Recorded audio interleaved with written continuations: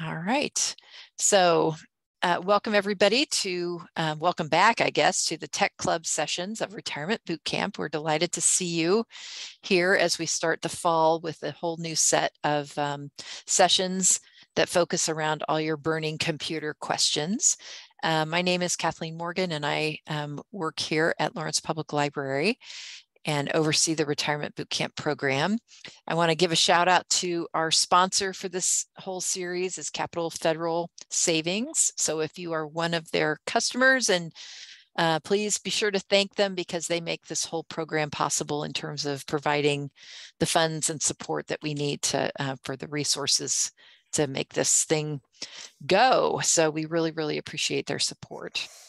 So as you all know, the way we did this is we kind of pushed it out there to you all that if you have a question, send it in and we will attempt to answer it. So I guess this is kind of a grand experiment. Jim and I were talking before this all started, before we let you in, and you know, it's a little tricky because most of the time that how we address at the library, how we help people with their tech is we have one-on-one tech appointments. And you just make an appointment with the library, and then you can come in with and sit down with one of our tech experts, and they can walk you through your specific problem. So some of the questions that have come in might be more fitting for that sort of environment and venue. Jim will do the best he can to try to answer it, but there is a link in the chat, and hopefully to the link on our website for, is everybody, I think hopefully everybody's gotten that. And there we go, there it is. And if you click on that, you can schedule an appointment when this is done and get a one-on-one meeting with one of our tech people. So with that, I will turn it over to Jim Barnes. Jim is the coordinator for our public tech department. So whenever you come to the library and see the computer lab or the sound and vision studio, all the public facing technology for the library, Jim oversees. So he's a great resource, and it's a wealth of knowledge. And Jim has a list that we compiled of your questions, and he will just start down the list, and hopefully we'll be able to answer most of them. So Jim, the floor is yours. Thank you so much. Hello, everyone. Yeah, as Kathleen was saying that, it strikes me. I don't work for Apple or anything like that, so I wouldn't consider myself an Apple expert, but here at the library, I mean, there are people that are more of an expert than I am for sure, but here at the library, we try to help you as best we can, and if we don't know the answer, we can find a good resource for you, or we can just kind of figure it out together, is what I end up doing quite a bit with folks, because sometimes these questions are really tricky. So we'll just do our best today. And I was telling Kathleen it might be a little bit of a lightning round to try to get through all this stuff. So hopefully as I talk, we can touch on some things, and everyone might learn something from each other's questions. And that's the idea and the hope anyway. And I guess also I'll interject. If you do have a question in the course of the conversation, feel free to put it in the chat, and I'll monitor those for Jim and make sure that, as something connected to what we're discussing, because hopefully this will be a bit of an exchange. So sorry about that. Great. Does everyone have the link to this document, Kathleen? That's what I was. Do not, but we could share it with everyone if you want. Or do you want me to just share my screen? Would that be? Well, I have actually all these links built into the document, so I was thinking maybe they could just visit these links right here. Okay. We would need to change the. I can change the access to it. And just put it in the chat. Awesome. Should be great. Be visible by everyone. Yeah. Yeah. This is kind of the chat that you'll get in the link is the link to kind of the master list of questions that we've received from various folks. Is that okay? I mean, everyone will see each other's questions. Yeah, if everybody's comfortable with that. They're all really good questions. Many of you have problems with syncing things. That's a real common thing. Okay, so this is the document here, and this is what we're working off of. And what I've done is, since it's impossible to really go into depth on a bunch of questions in 1 hour, I've I've linked some resources here and certain videos and certain articles, and so we'll try to get through it, but then you can refer back to these resources as well, because it's impossible to remember all this in 1 hour, obviously. So we're starting off with um, two miscellaneous questions here. Kathleen actually found a big list of, it says huge list here on the document. That's a big list of frequently asked questions that might be useful for someone out there. It's just a ton of questions for Apple devices. But I'm going to go ahead and share my screen and answer these first two. How do I download an app from my iPhone, and how do I delete an app that's on my iPhone? So I'm going to share my phone screen here, and we'll do this with the Libby app, which is our ebook and audiobook app here at the library. So you're gonna I'm going to share my screen.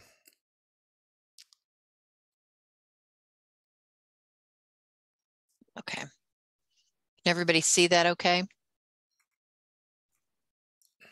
Okay.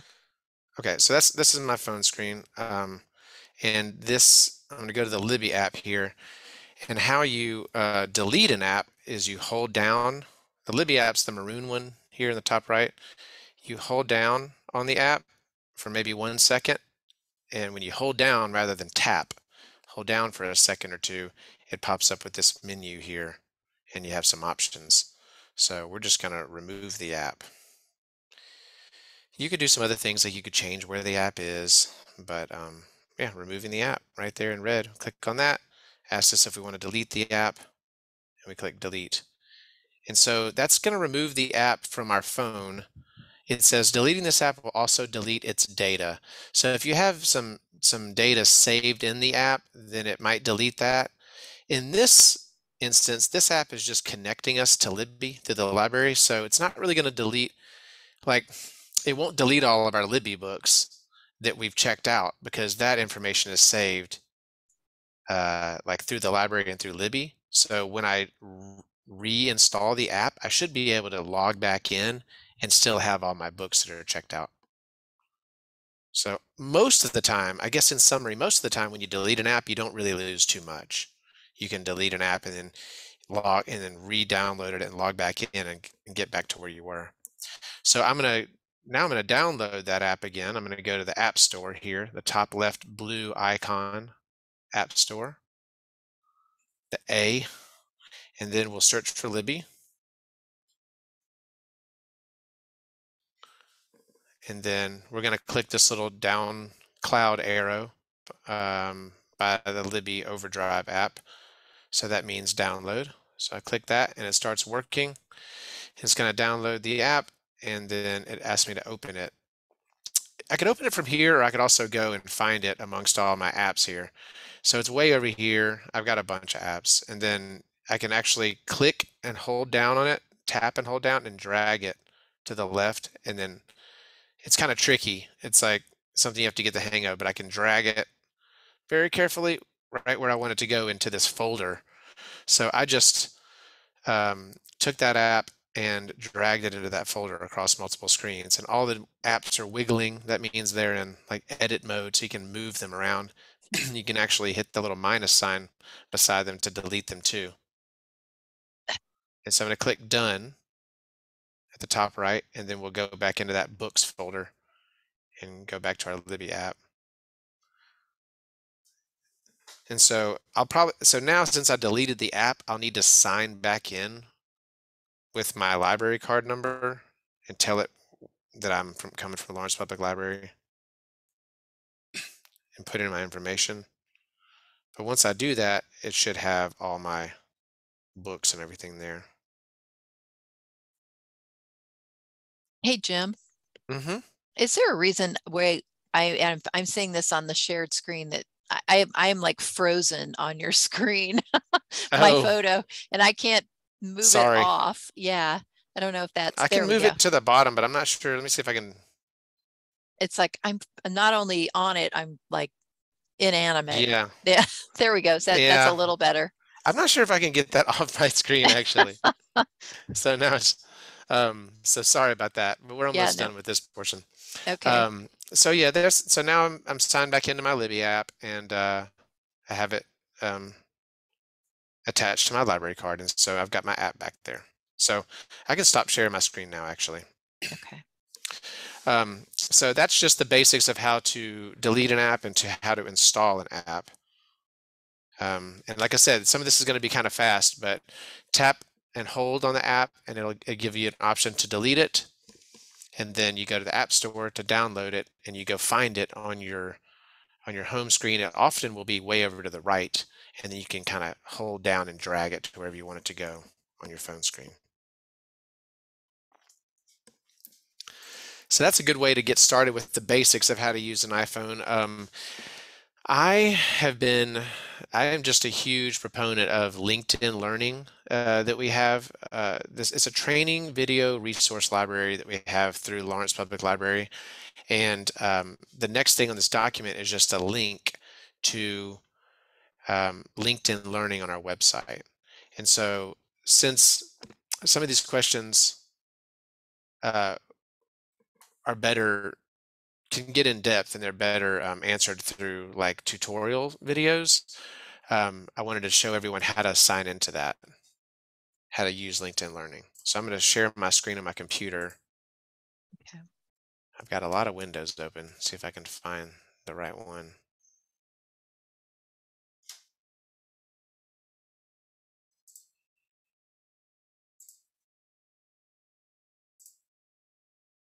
There you go. Okay, so I'm sharing it. So you should be seeing this document here.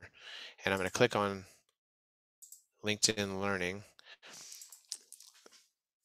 And it looks like this. Actually, the way you should go to it is like this. You should go to lplks.org, our website, and go to Resources and LinkedIn Learning down here.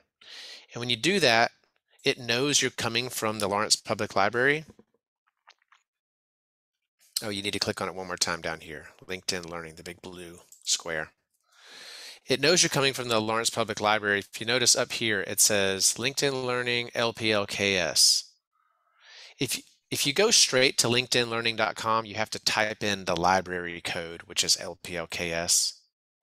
But if you go through the website, through our library website, it knows you're coming from our library, and when you click Get Started, it just gives you a blank for your library card and PIN number.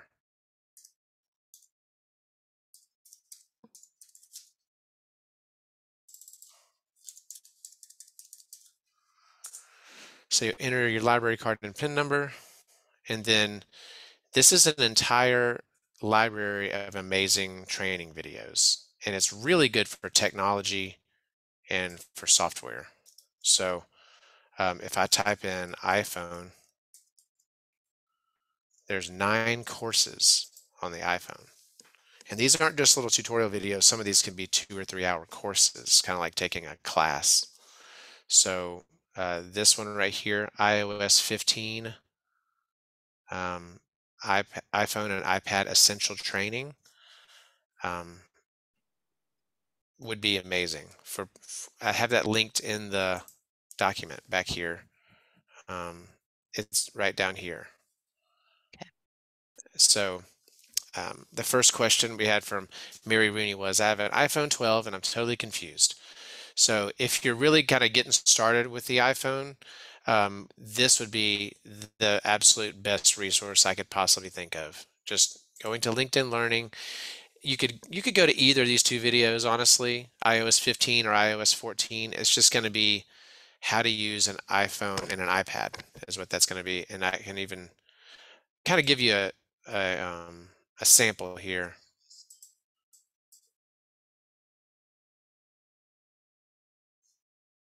Let's see.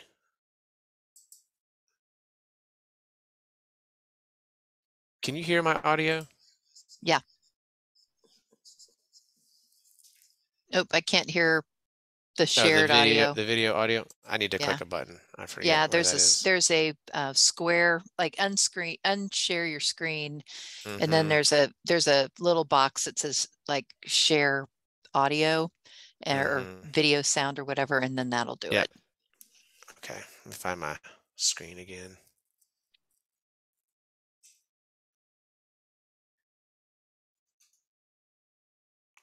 I have too many windows open.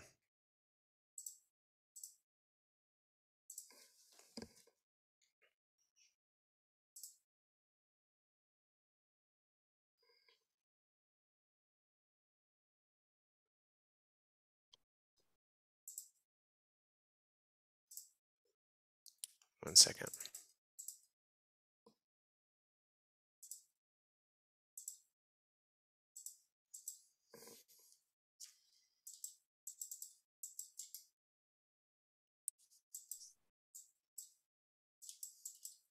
I think I have frozen my Yeah, because it just Zoom. says Jim Barnes has started screen sharing. Double click to enter full screen mode. That's all it says. It's been there.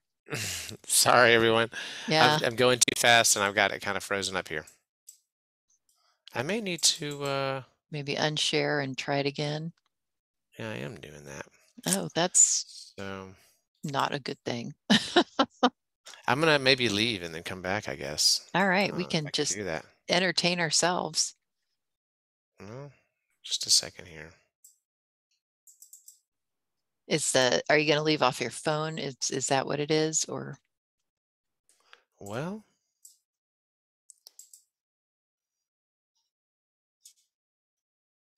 I'm in a pickle here.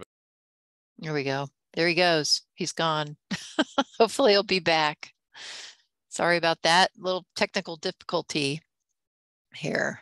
All right. As soon as he pops back on, we'll see if that works. Kathleen, Yeah, I have a question. sure. So I have these links, the one you put up and the one that Jim does. How do I save that link to come back to it Um, after this? After this thing, I Yeah. mean, How does that work? I mean, like one really easy way you can do is just email it to yourself. That's a possibility. Like just cut and paste it into your email and then send it. This is, if you open it up Yeah. and you go across the top, you have options. One is save. Save, right. It asked me what format I wanted. I saved it as a Word file, but it. Oh yeah, you could save it as like you can download it as a PDF or a Word or something like that. Option. Open it up first. All right. I'll give that a try. Yeah, I thought you were talking about the link itself. Here he is. Jim, are you back? I'm back. All right. I don't know that we need to watch this short video, but I'm just going to show everyone just a short, like it was a 1 minute clip of just an introduction to iPhone and iPad, just to show you how professional these tutorials are. If you've ever tried to like surf through YouTube to find the answer to questions, sometimes you find good stuff and sometimes you find outdated stuff and sometimes you find not good stuff. So what's nice about the LinkedIn Learning is it's a course and then you have chapters on the left hand side, and so you can skip around to find the topics that you're looking for, and you can watch it at your own pace, and you can slow down the video, and there's a transcript, and sometimes there's even exercise files that you can work with. Like if you're learning a software, you can download, if you're learning how to use like Microsoft Word, for instance, you could download a Word document and type along, and it's like you're taking a class. So I'm going to go back to this document again. We'll keep going. Okay, so now I am going to see if I can show a LinkedIn video. Yeah, this is where we're going to get into these syncing questions, which is a really big topic. Chris says, I have problems with calendar on my iPhone. I would like to be able to coordinate all calendars on phone, iPad, and iMac. Some events seem to be missing on some devices. And then we also have Bonnie saying, my husband and I have recurring issues with our iPhone calendars not syncing. We want all events that we add to appear in both phones. Sometimes they don't do and sometimes they don't. After every system update, the syncing stops. We mess with it and sometimes it gets fixed, but we don't know what we did. Other people say they had that problem too. And then Meredith says, I have 3 different Apple devices. They do not always sync up with each other. Where do I need to go in settings to make them cooperate with each other? And so there's actually a lot of settings as far as this goes, and it is probably the trickiest thing. So I'm going to show a quick video from a Linda course about iCloud. So actually, all of the syncing features are handled by iCloud. And people don't really think of it that way, but iCloud, when you get an Apple device, you have to create an Apple ID, and that Apple ID gives you an account, and it sets you up with an iCloud account. And so everyone with an iPhone or an iPad or a Mac has an Apple ID and an iCloud account. So you could use that iCloud account for like backing up your phone and storing files to the cloud, which is really just remote. It's just servers and computers that are not where you are. It's just the internet. They're being stored somewhere else, and you can access them from anywhere. But iCloud also, not only does it allow you to store files or back up your phone, it also allows you to sync your phone and your computer or your phone and your iPad. So I have a video that I was referencing about iCloud, and I find that iCloud is probably the trickiest thing with all Apple products, because I was actually chuckling. There's a video where about syncing your photos that I was watching, and the instructor was saying, after you open up your photo on your phone, it'll sync on your Mac. And I'm going to go so far to even say that it'll probably get there. And he says, like, I'm going to go so far to say it'll probably work, because it can be a little spotty, and you can talk to a lot of people, and it's a really common issue. And so I think technically it's supposed to always work, but I don't know. I just think Apple has some issues with it.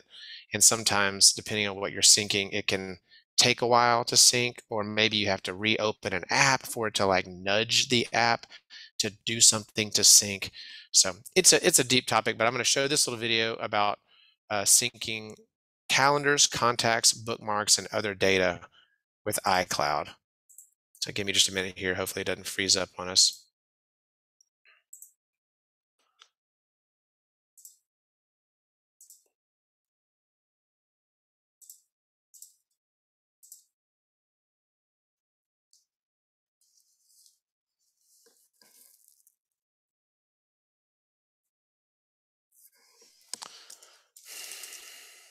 Still having the issue? Well, oh, there you go. Okay, we'll try it. It said I need to install something, so I just typed in a password, and we'll see. Yeah. Okay, here.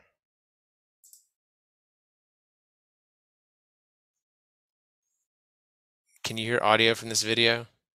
Oh, shoot. I'm sorry, everyone. I guess I have to there's some kind of Zoom. I haven't used Zoom on this computer in a while, and I needed to install some type of audio. Do you want me to try it on mine? I don't know if that would Sure. work. We can. Well, yeah, I bet it might. It's just kind of a quirky thing. I'm gonna send you the link to this video, Kathleen. Okay, or is it on the sheet? I have audio. Yeah. Oh, you have audio? Okay. Yes. Does anybody else have audio? No. Yeah, neither do I.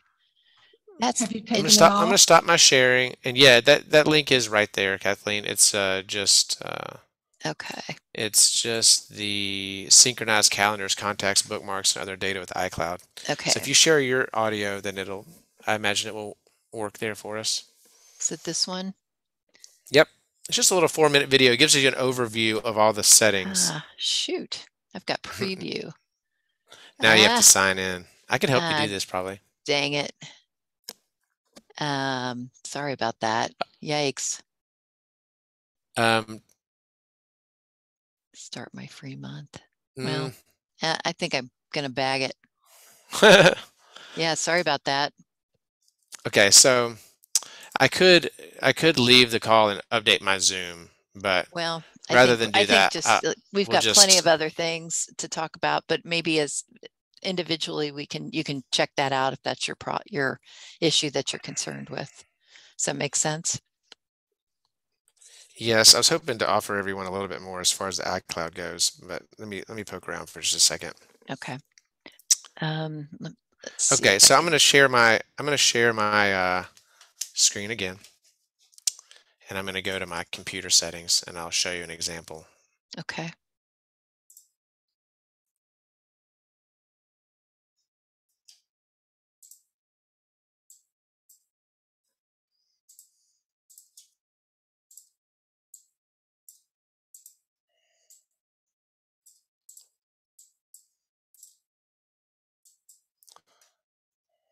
Okay, getting there.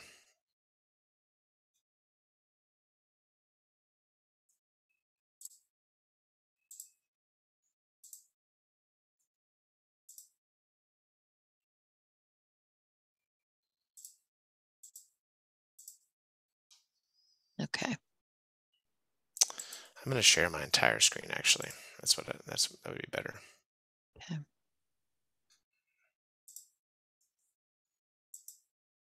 Okay, so I'm going to go to my system preferences in the top left-hand corner. Does everyone see that? Mm-hmm. Okay, so system preferences, and this is on the Mac, not an iPhone, but I can show you the iPhone if we have time.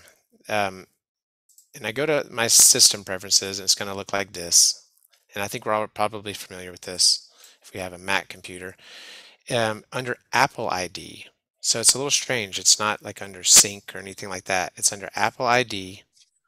And then under my Apple ID, it shows me all my devices that are signed in on my iCloud. So here on the left-hand side, there's all these different devices, watches and iPads and iMacs. And for each device, I can select so right now I'm on this Jim's Mac Mini right here. Mm-hmm. And if I select iCloud, I can select which applications are syncing to this computer. And this is where it's pretty it can be confusing because it's a two-way street when something's syncing, like my computer at home is syncing to my computer at work. But the setting, like which setting is important, this computer at home or the computer at work? Well, right now, I'm on my computer at work. And so an example would be, I don't want my computer at work to have all my photos on it. So if I click on this button, it would sync all of my photos from my other devices, like my iPhone. Mm-hmm. So if I click that button, it would bring in all my personal photos onto my work computer. And I don't want to do that because I don't need those on my work computer. So I don't have that selected. And then keychain, that syncs my passwords. So I do want that selected. There have been times when I've signed into, LinkedInlearning.com from home, and I want it to save the password on my work computer too. I want to have my passwords on all my computers. So I sync my keychain, which is saving the passwords. So as you go down the list, some things are synced and some things aren't. So the contacts, yes, I have those synced across all my computers. So I want it on this one, so I check this one. So yeah, calendars are synced, but see, not everything is synced. So it's a little tricky to kind of think really hard about. It's just tricky of how to think about it. It's because when you take a photo on your iPhone, if your iPhone is backing up to iCloud, and that's in your iCloud settings, then that photo is on your phone and it's also in iCloud. I'm going to stop sharing my screen so you can see my hand motions. So it's on your phone, and then you're taking a picture, and then it's storing it in the cloud, which is, we view it as up here, but it's just another computer somewhere. But it's in the cloud, and it's on your computer. So when I have another desktop computer and I have that, and I click that checkbox to sync to my photos, it's just allowing me access to those photos that are in the cloud. So it's not really the phone and the computer being synced. It's actually the computer being able to access the files that are stored in iCloud. So that's why it's all done through iCloud. So basically what I want everyone to get out of this is all these syncing settings are either in your iCloud settings, and I'm gonna share my phone screen again real quick.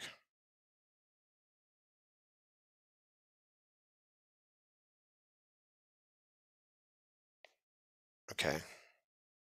Can everyone see this? Yes. Okay, so if I go into my settings, there's Kathleen. Yeah. Hi. If I go to my settings, and I go, it's very similar to the Mac computer. I click on my name to go into iCloud settings, and then actually it's in iCloud here, and then all of the syncing settings. So on my phone, I have almost everything synced, because the idea is when you're on your phone, you want everything, because you're not on your computer. You want all of the information with you at all times. So I have most everything synced. I don't know why I don't have wallet synced. I'm not sure.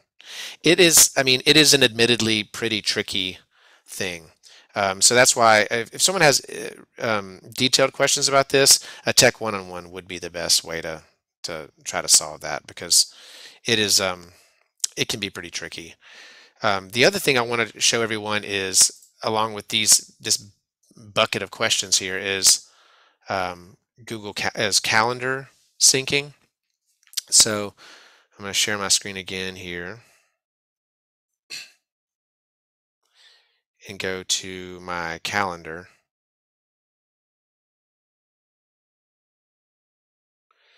So here's my Apple calendar up at the top, the white icon at the top that has the number 8. I click on that. And if I click on the bottom where it says calendars, right in the bottom middle, these are the Apple calendars that I have on this calendar app. And so I had a few questions about sharing calendars with your spouse, maybe. So I'm just going to show my personal info here. I have my wife, Kelsey, who we have a shared family calendar here. That's the third one. So if I click on the I next to that, she made the calendar and she shared it with me. And then I accept the invitation, and then we have a shared calendar, and it shows on both of our calendars. It sounds easy. It can be kind of tricky, and I know that everyone's questions are probably, some of you all probably already know all this, and it can get kind of in depth when especially if anyone's using Google Calendars. If you're using a Gmail and using Google Calendars, and then you're sending those to your Apple Calendar, and then you're trying to sync your Apple Calendar. But generally, that's how it works. Is like I could also add a calendar on the bottom left, add calendar. I could add a new calendar like that, and see how it says account iCloud? That's just because that's actually where all the data is being saved. Okay, I see. And then click done. Then here's my new calendar here, the orange one up top. Okay. And I can click on the I, and I can add a person. So I could share that with Jake. He's out at the tech desk. But see, then we run into a problem. Since I don't actually have all my work contacts in my personal phone, so it doesn't come up with his email automatically. So it is quite a web with your personal contacts, work contacts, spouse contacts, calendars. I mean, we could definitely help you work through it individually with a tech one-on-one, but this is generally how you do it. Add a person there, add their email, and click add, and it'll send them an invitation via email. And then you'll be sharing that calendar, and you'll both see it in your calendar app.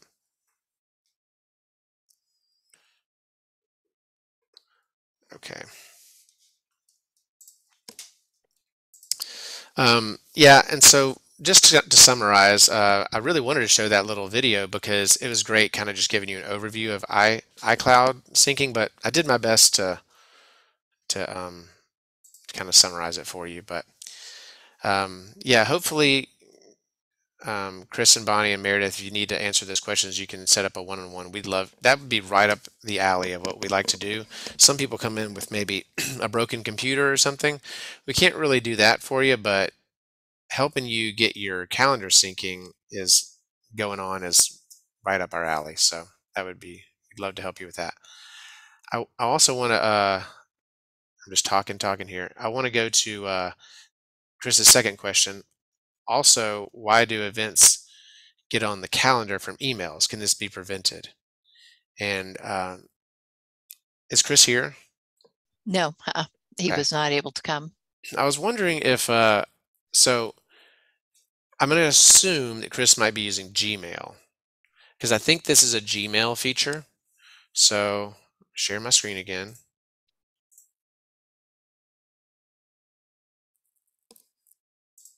I even have two monitors, so I have to, man, I have 20 screens here. It's crazy. So, okay, so if I go into my Gmail settings here, and they're over here top right, I go into my settings and see all settings. If you scroll down, there is a feature called Smart Features and Personalization. Does everyone see that? Yep. Kind of shake my mouse pointer. It gets big when you do that, if you turn on that feature.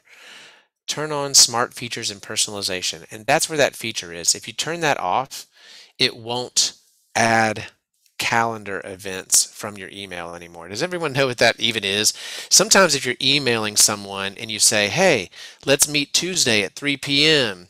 at the library, Google smartly sees that and says, hey, you might want to add a calendar event into your calendar, and it'll automatically pop meet Chris at 3 p.m. on Tuesday at the library, and it'll put that in your calendar.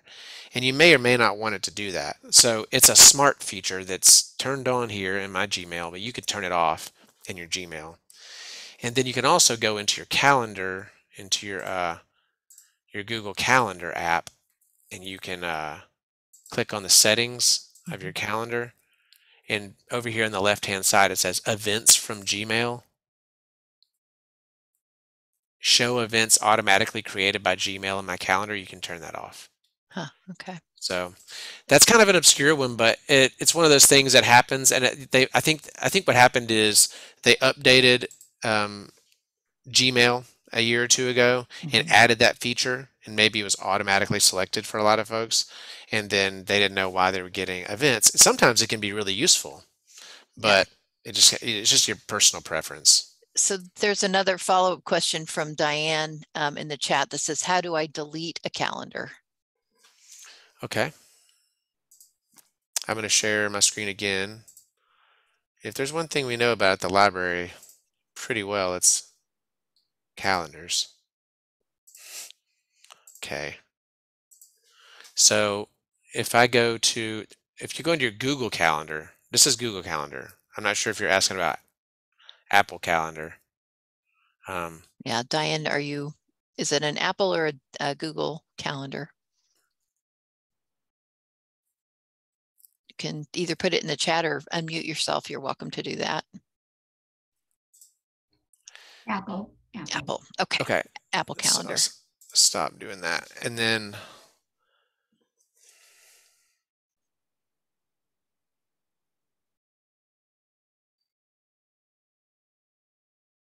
I'll just share my phone screen again. Okay. Hey, Kathleen. I'm like I haunt your phone. Sorry. Maybe there's a way to get that to go away, but I don't want to push my luck and like disconnect the Zoom or something. I know that would be bad. Okay, so in my Apple Calendar, if I click on calendars down there, I think it's just down here in that calendars menu, the bottom middle. So let's try that new calendar. I don't need that. The new one that I created, the orange one, the fourth one on the list. And then, yeah, at the bottom it just says delete down there. So Ah, I can delete that calendar, okay. and that'll make it go away. Let's see if I can do that. Delete. Yeah, time to delete your new calendar. There you go. Yep. Yeah, exactly. Perfect. Amazing. So the Apple Calendar app is pretty awesome, actually. I actually don't use it because it doesn't give you a lot of colors, and I really like my calendar to have a bunch of colors because I have a lot of stuff going on. But it's really cool because it's pretty sleek and looks good. You can you can look at it like this. You can click this button, and it'll show you your events going on that day. Speaking of speaking of strange integrations, this person's birthday has been on my calendar for years, and I have no idea who that person is, and I don't know why their birthday is on my calendar. So Well, there are some things, that it is just tricky for everyone. I just want to give everyone a little peace of mind about that. It can be tricky. so your question is how to delete Dave Barta's birthday from your calendar. Yeah, I don't. Yeah. I'm sure I could. I haven't taken the time to do that. It's not very important to me, but all right, back to our document. Okay. Lightning round. All right.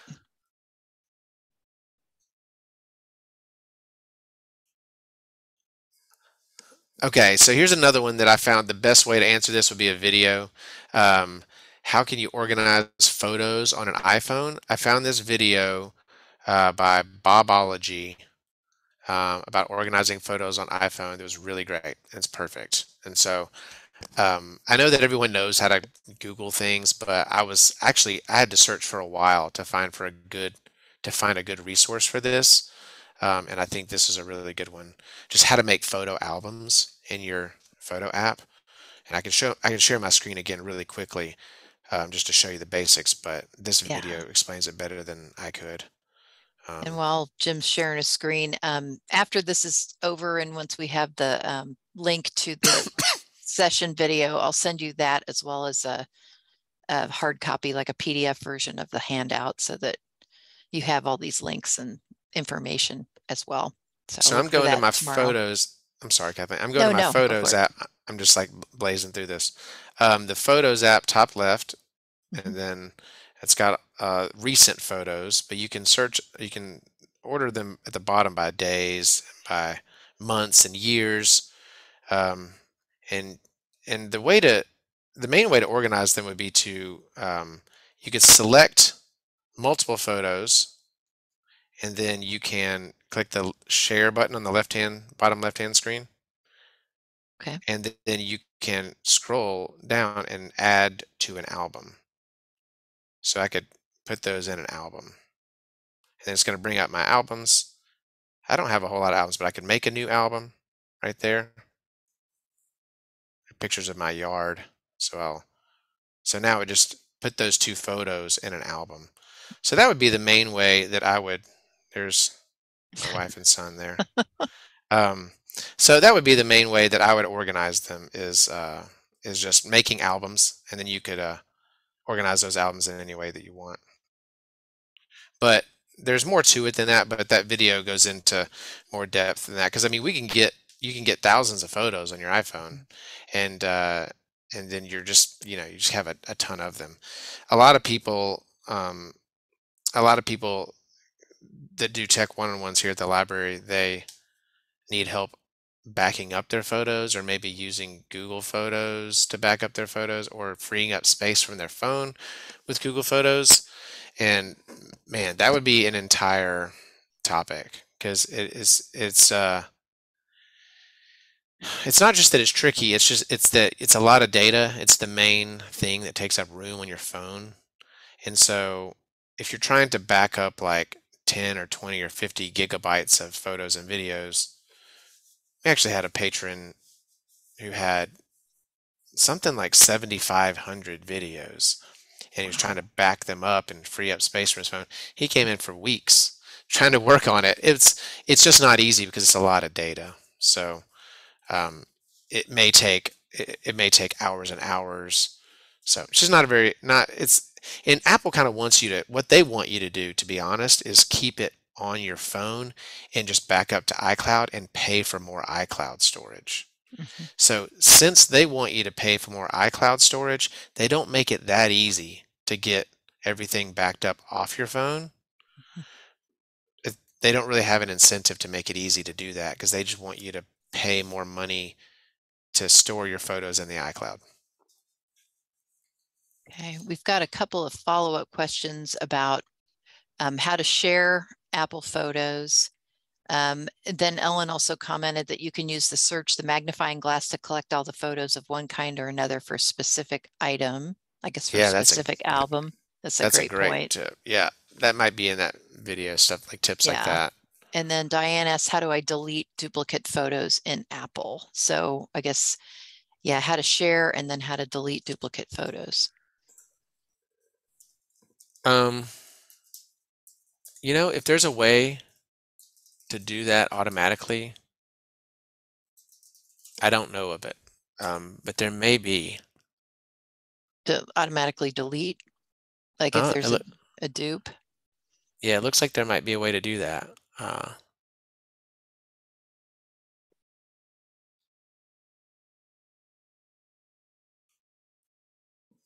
Do you mind if I just poke around for just a moment on my phone? Sure, absolutely. See if I can do this really quick. If you have any other questions, feel free to put them in the chat. I know these are all really, really great questions and things that we all run into.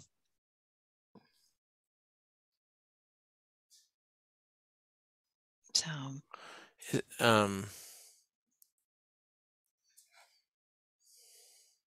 let's see here.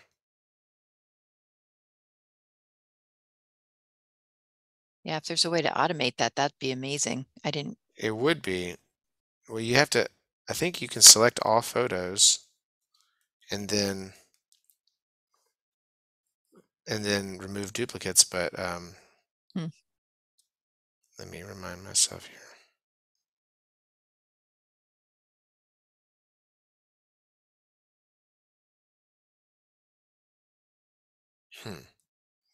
Yeah, I'll have to get back to everyone on that one because I was thinking quickly that it might be super easy, but yeah, that may be a new development in the iOS, in an iOS update. And to be honest, I might not have the brand newest operating system. That may be a newer thing because I wasn't aware of that. okay. Yeah, we can check into that and then use it as a part of our follow-up email that Sure. we'll Yeah, hopefully I get can out definitely tomorrow. email everyone that answer. Okay. Awesome. It's a good question. Yeah, that's a really good question, actually, because I've gone through years past and done that manually, and it's very tedious. Because then you start thinking, oh, maybe I want to save both of these. Right, right. Maybe I want to save all 4 of these versions of Yeah. the same exact photo. That's how you get 7,500 videos Yes, on your phone. that's true. Which everybody's guilty of that, at least I am. So Okay, so the next question is a pretty straightforward one. How do I increase? This is Audrey's question. How do I enlarge the email font so I can see it better? So is Audrey here? What email are you using? is it Audrey? Are you using like Gmail or? I think it's actually not. Well, actually, that's not a very important question. I don't think it's so much an email thing. I think it's mostly an internet browser setting. Right, right. I bet that's right. So I'm going to, let's see, I'll just. So this looks like an iMac question. Yeah, I'll share my screen again. This will be quick. Okay. So here's Gmail, and if I go, I'm in Google Chrome. So if I go to the right-hand side, there's 3 little dots, and it says Zoom right here, plus and minus. Okay. So I click that plus button, and what that does is increases the font size on my current tab. It doesn't increase the font size on everything on the computer, just that tab. So if I go back to my calendar tab, it's still the same, but my Google Chrome is nice and big. Okay. And so on Apple, actually they have really good shortcut keys. So everyone that has a Mac, you have a little command button, and then there's a plus and minus key. So you can just hold down command plus and minus on your keyboard, and that does that without having to go into the menu. So if you're on Safari, if people are using the Safari app as their internet browser, you can do the same command, plus and minus, and it'll make the font bigger and smaller. And that'll pretty much work in a lot of places on a Mac. So that can be super useful if you're looking at anything on any website and you're like, man, this font is just kind of small. You can just hold down Command, plus or minus, and make it bigger or smaller.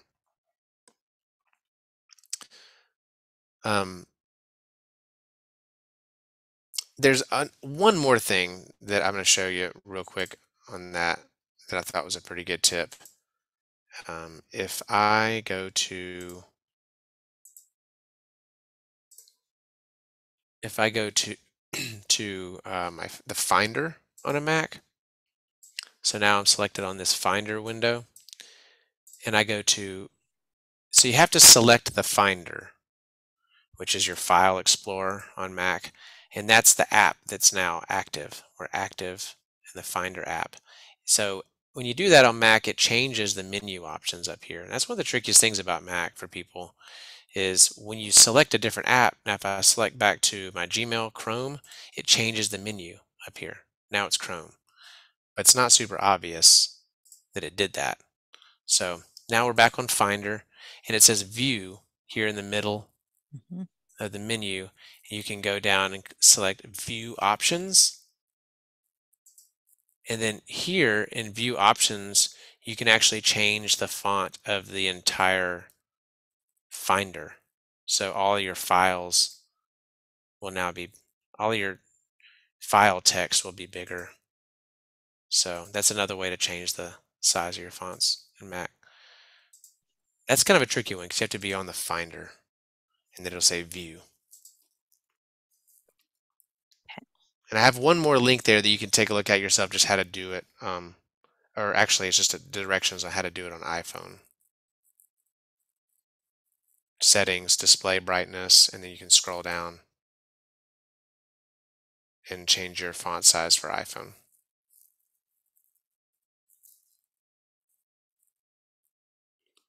Okay. I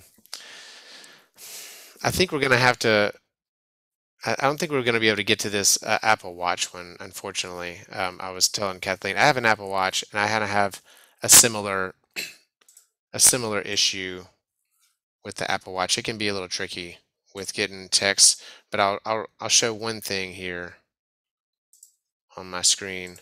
If you look at Apple's website, it says notifications on your Apple Watch. Customize when and how you get notifications on your Apple Watch so you can respond right away or check at your convenience. Where you'll see your notifications. Notifications go to either Apple Watch or iPhone, but not both. Learn when a notification might appear on your iPhone instead of your Apple Watch below.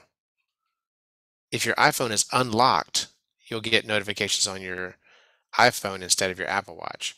If your iPhone is locked or asleep, you'll get notifications on your Apple Watch unless your Apple Watch is locked with the passcode. So all that to say, that's kind of tricky because what they're trying to do is make sure you're just not having both devices always vibrating, and it's just to the point of annoyance.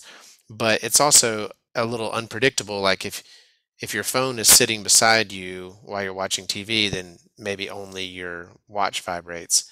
But if your phone happens to be in your hand, then maybe it vibrates. And it should just kind of work. But in practice, it may lead to some unpredictable behavior where you're not sure which one's going to vibrate, and it's kind of hard to decipher the pattern. But that's supposedly what it's doing. But if you're having issues with getting text on your Apple Watch,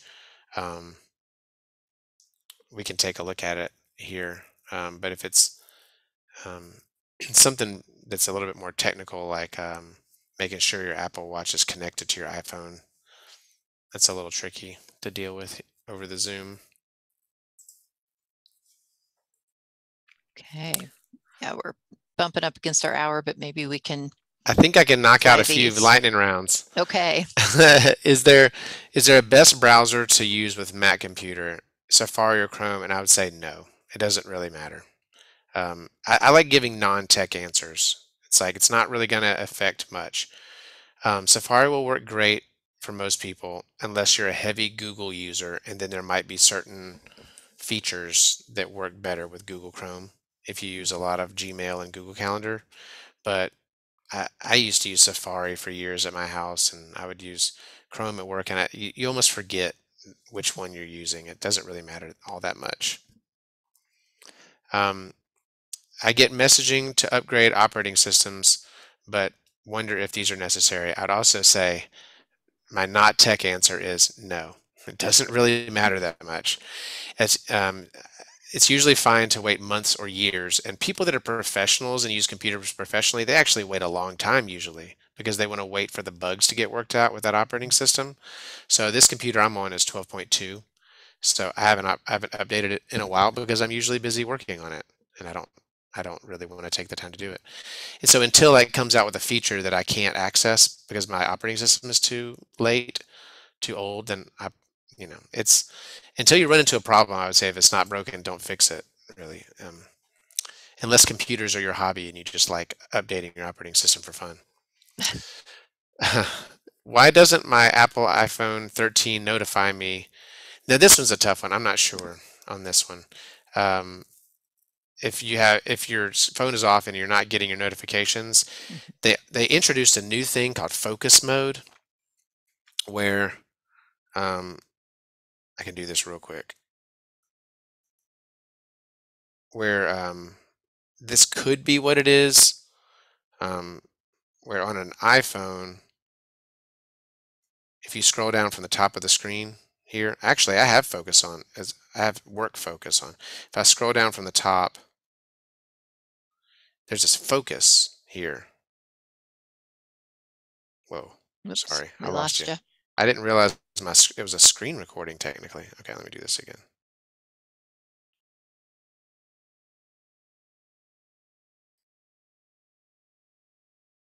Okay.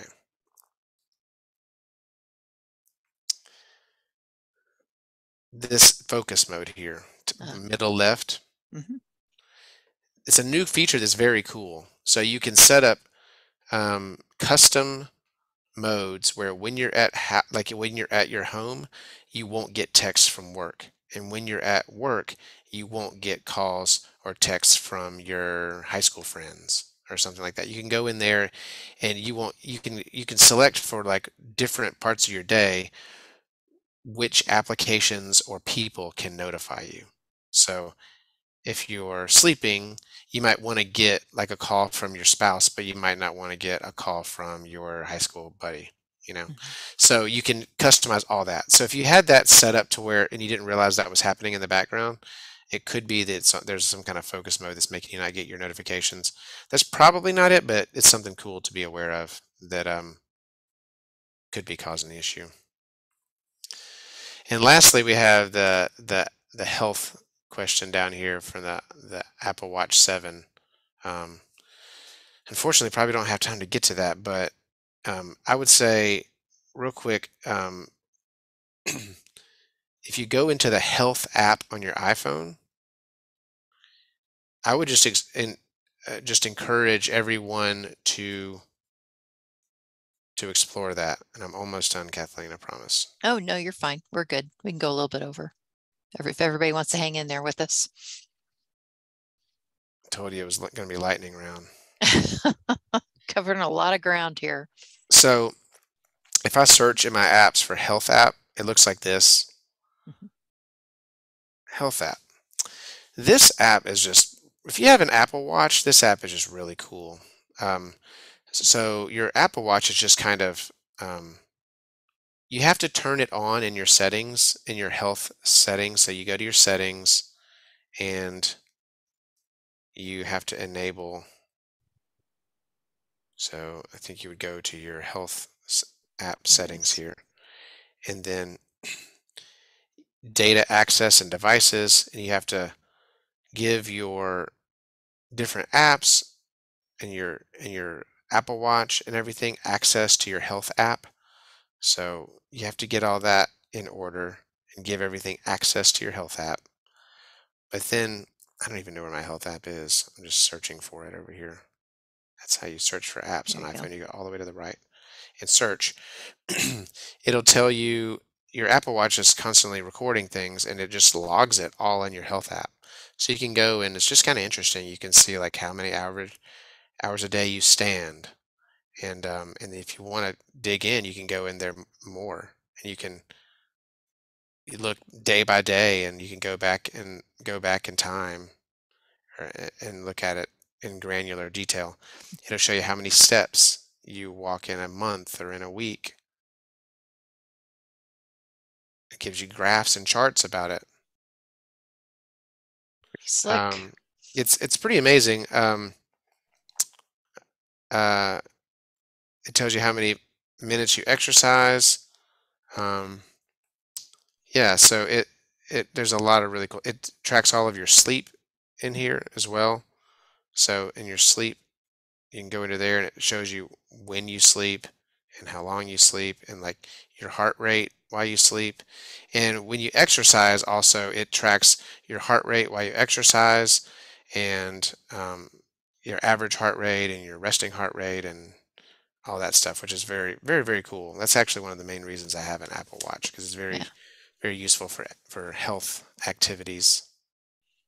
Yeah. No, I have a good friend who just had AFib surgery, and he's had really enjoying watching his Apple Watch, all the different graphs change because he's made such great progress. So it's a pretty That's cool tool to have available to kind of track your health.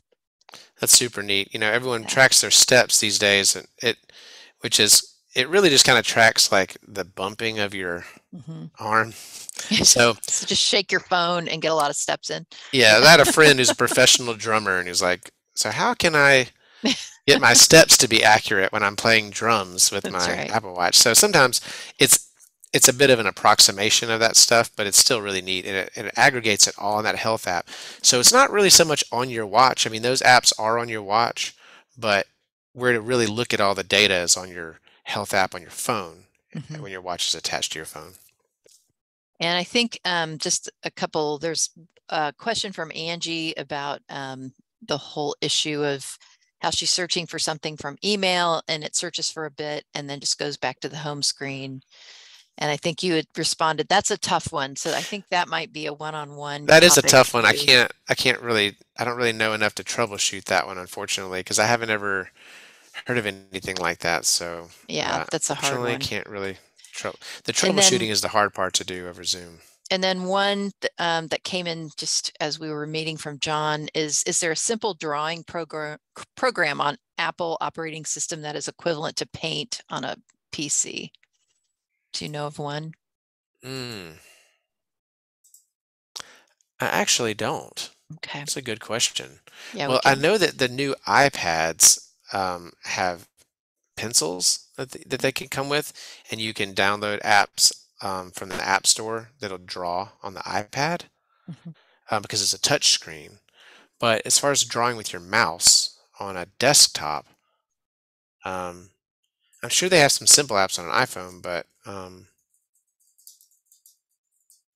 yeah, we can, if we can sort of I don't. tool around I and don't think see. it. I don't think it comes with. I don't think it comes with like like a pre-installed app that's like Microsoft Paint used to be. Um, yeah, I don't think Yeah. so. Okay. Well, we can, if Unfortunately, we, there are apps out there in the App Store that you can explore, but I don't think it comes with anything pre-installed. okay. Okay. Great. Well, if we bump up against one, we'll include it in our follow-up tomorrow. But yeah, that was a stumper too. So Yeah, there's strangely preview. Like if you've ever opened up a PDF or like sometimes a picture on a Mac, it'll open up in this program called Preview. And Preview, you can actually do stuff like that in. You can draw and make shapes, but it's not really what it's great for. So right. probably another like a third-party app would be best. Right. Okay. Well, that is all the time we have. And thank you, Jim, so much for all your time and effort. I know that was it again, this has been a big experiment, and we really appreciate all your great questions, because you just all submitted, I think, questions that several people had the same inquiries. So hopefully we were able to help you somewhat through this effort. If not, please schedule a one-on-one appointment with our tech group, and we can tackle your tech problems that way. So thank you so much for coming. Our next Tech Club meeting is on Thursday, October 6th from 4 to 5 p.m. And on that one, we will tackle Android frequently asked questions. So unless you guys do both, you may be off the hook for next month. Or if you're curious, just join us, and we'll attempt to answer those questions as well. So thanks for your patience and your interest, and joining us today. We really appreciate it. And we will send you a link to the video and all the documents and things from today, hopefully by tomorrow afternoon. So take care, and thanks again, Jim. Thank you very much.